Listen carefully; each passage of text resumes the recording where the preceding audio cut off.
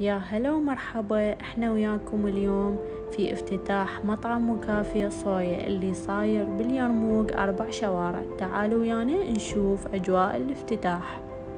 طبعا المطعم كان كلش مميز من ناحية الديزاين والمساحة، يتكون من 3 طوابق والالوان المختاريها والزرع وكل التفاصيل كانت حلوة.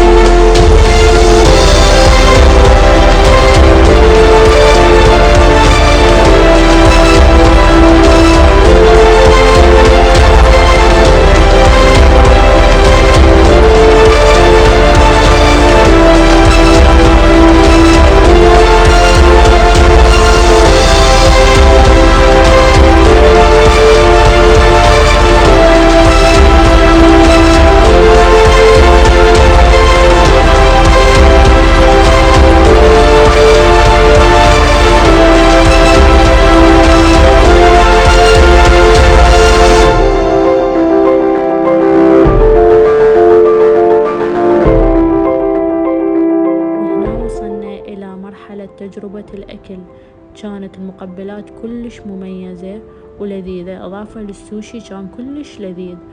أيضا الفاست فود كان طيب وكل شي عندهم أنواع الأطباق من الشرقي الغربي وأي شي انتو تحبوه موجود. وهنا وصلنا إلى ختام الافتتاح. أتمنى عجبكم الفيديو وأتمنى تجربون المكان. انتظرونا فيديو جديد.